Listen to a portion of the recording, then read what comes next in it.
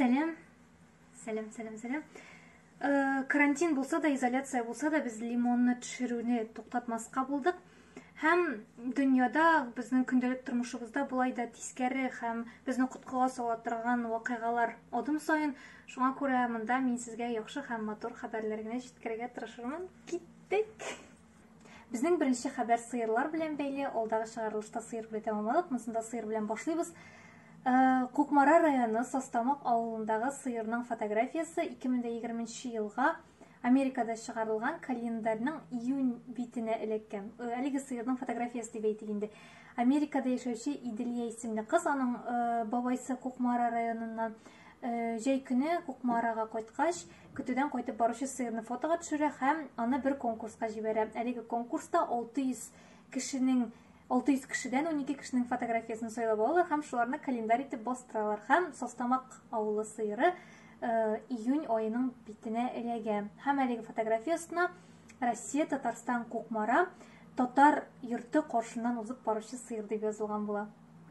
Соңгы вакытта сыерлар прям нык тренди.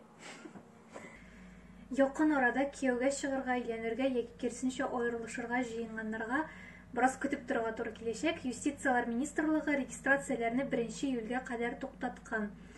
Монда біраз шаярып аласы килә, әлбәттә, бу вакыт аралыгында аерылышырга теләүчеләр бәлки бер-берсеннән башка яши алмаячакларын аңларлар, яки киресенчә бәлки сезгә бөтенләй өйләнешергә кирәк түгелдер һәм вакыт сезгә моны үзе аңлатыр. Бу котышкыч начар әйбер түгел.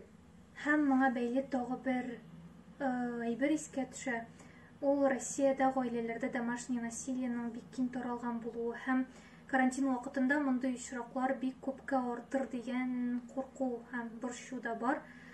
Чөнки гадәти тормышта үзен контрольдә тота алмаган кеше 4 дивар арасында калгач бөтенләй чикләрдән чыгып китәргә мөмкин һәм авыр хәлдә калган кеше ир-ат хатын-кыз бала мөһим түгел, ярдәм таба алмаска мөмкин. Шуңа күрә Россиядә шундый ситуациядә калган кешеләр өчен насилию нет, ты не одна, сестры һәм тагы берничә шундый портал эшли, анда онлайн психологик ярдәм алырга мөмкин.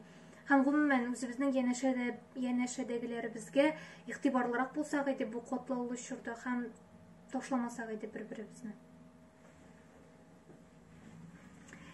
Екатеринбургта Антон Савчук исемле ир-ат сугыш тыл ветераннарына һәм физик мөмкинлекләре чикле булган кешеләргә ремонт ясый. Соңгы ярты елда ул инде берничә шундый кешегә ярдәм итәргә өлгергән һәм гомумән йорт кирәк-яраклар, йорт җиһазлары, ягъни мебель белән дә сөендергән улларны. Моның белән шөгыльләнә башлаганда гына ул шактый катлаулы була дип белдерә. Чөнки аеруча алып буын вәкилләре аңа ышанырга һәм кабул итәргә теләмәгәннәр, аннары инде барысы да яхшы гына дәвам иткән һәм бүгенге көнгә кадәр ул үзен сөендерә торган, үзенә рәхәтлек китерә торган бу эш белән шөгыльләнүен дәвам итә. Һәм аның Instagramда аккаунты бар, анда 112 мең подписчик бар һәм бик яхшы искиткеч булачак, әгәр дә бездә анда язылсак, чөнки яхшы кешеләр турында күбрәк сөйләргә һәм алар турында күбрәк кеше белергә тиеш кыскасы. Мөгъҗизалар һәм тылсымчылар темасына яңадан кире кайтып, бәлки ишеткәнегез бардыр, без бергә, мы вместе 2020 дигән портал бар. Анда коронавирус пандемиясы чорында бер-береңә ярдәм итәргә була. Бу ничек эшли? Анда син волонтер буларак теркәлә аласың, яки үзеңнең башка төр ярдәмеңне тәкъдим итә аласың.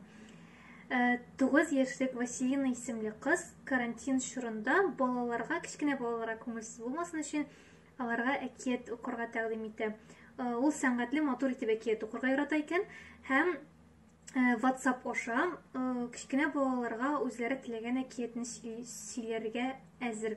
Ул үзенең телефон номерын калдырган һәм анда заявка калдырып алдан заявка калдырырга була һәм Василина сезгә шалтыратып, сезнең балагызга әкият укыячак. Монда бер генә әйбер борчый, ул кызга теләсә кемнәр шалтыратып, аның психик сәламәтлегенә зыян китермәсеннәр иде. Булай искиткеч.